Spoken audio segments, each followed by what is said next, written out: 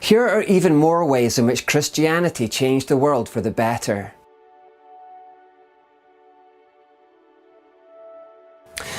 After the debasement of marriage in the Greco-Roman world, it was the spread of Christianity that restored value, dignity, and sanctity to it. The Bible teaches, "A man leaves his father and mother and is joined to his wife, and the two are united into one." And by promoting this ideal, Christianity helped re-establish the building blocks of a stable and prosperous society.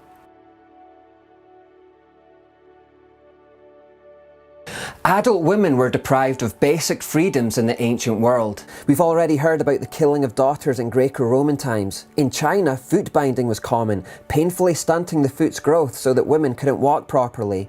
In India's Hindu culture, it was even worse. When a man died, his wife was expected to climb onto his funeral pyre and be burned alive along with him, a practice called sati or sati. But Christians pioneered a new way of thinking for widows. James taught, pure and genuine religion in the sight of God the Father means caring for widows and orphans.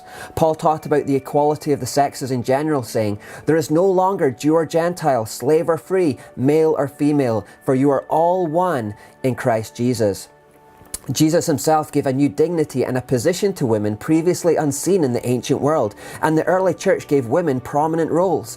Phoebe was a deacon, Priscilla was described as a co-worker in Paul's ministry, Lydia, Lois and Eunice are given special mentions, and there are many more heroines in the Bible, even from Old Testament times, such as Esther, Ruth and Deborah. Therefore, wherever Christianity spread, women became more free. Sati, as it happens, was eventually outlawed in India through the Christian influence of British authorities, while foot binding was outlawed in China because of the work of Christian missionaries.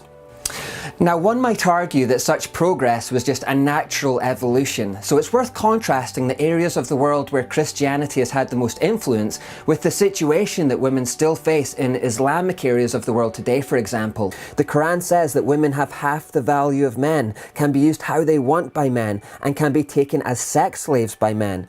So the way that they are treated in that culture still reflects that mentality. They are oppressed, they are often traded as commodities in prearranged marriages, they are often forced to wear burqas, often they're not allowed outside the house without a man, and if they do anything wrong, Islamic culture promotes the idea of honor killings. The contrast with Christianity couldn't be more pronounced. The Bible doesn't teach men to lord it over women, but instead calls them to love their wives sacrificially, even putting her needs ahead of his own. Paul said, "Husbands, love your wives just as Christ loved the church. He gave up his life for her." Rather than oppressing and killing women, Christ teaches that they are to be so valued and so loved that a man would lay down his own life to protect her.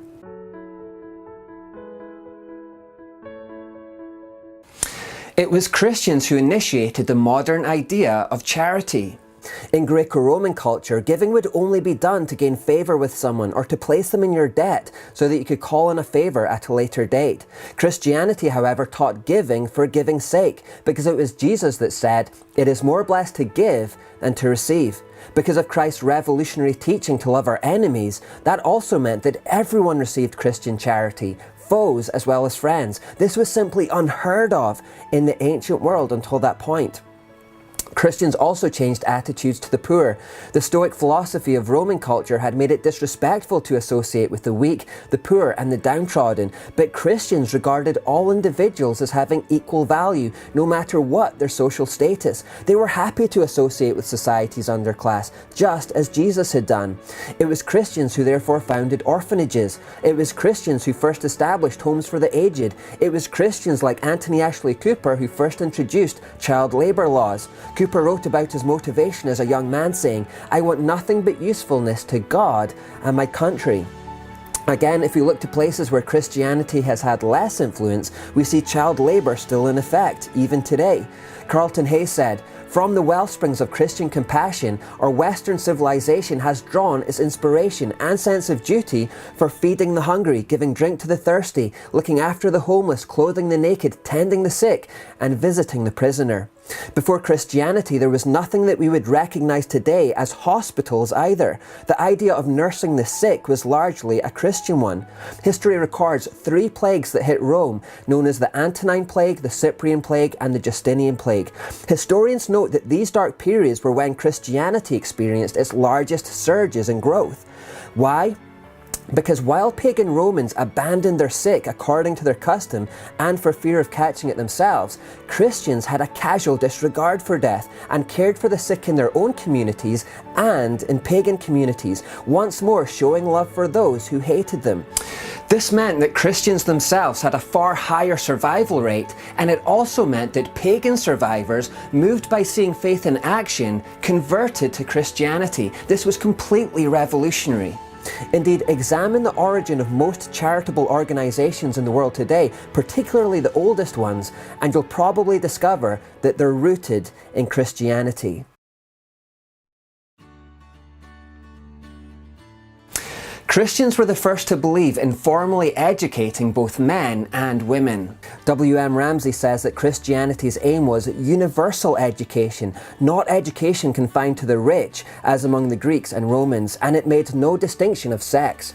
Formerly, education was only for the rich and the male. Christianity changed that. It was Martin Luther, the Christian reformer, who first suggested the idea of tax-supported public schools so that everyone, rich and poor, could receive a free education. Although public schools have now become totally secularized and God isn't allowed in many of them these days, they were in fact a Christian innovation. It was a Christian, Johann Sturm, who first introduced the idea of graded education. A Christian, Friedrich Froebel, instigated the kindergarten concept. It was people like Abbé Charles Michel de Lopé, Thomas Gallaudet and Laurent Clerc who invented sign language. Their primary motivation for inventing sign language was that deaf people should be able to hear the gospel of Jesus Christ. Christians first initiated education for the blind too. Louis Braille, who created the Braille system that allowed the blind to read, saw his work as a divine mission. It was Robert Raikes who started the idea of Sunday school so that poor people could receive at least some kind of instruction one day a week. In the United States, every single American college founded prior to the Revolutionary War, except the University of Pennsylvania, was established by a self-identified branch of the Christian Church. Even by 1932, 92% of the 182 colleges in America were founded by a self-identified Christian denomination.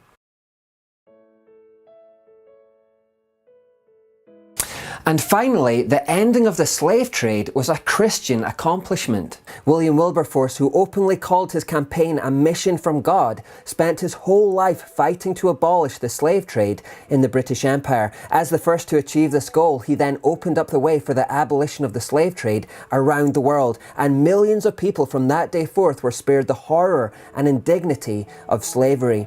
The Baptist preacher Martin Luther King Jr. was also primarily responsible for helping to gain racial equality for African Americans in the United States. He helped change the attitudes of a nation by peaceful means, primarily because of his commitment to Christian principles. Luther King Jr. stood in contrast to the Muslim Malcolm X, who had no hesitation in advocating violence, anti-Semitism and racism for the cause.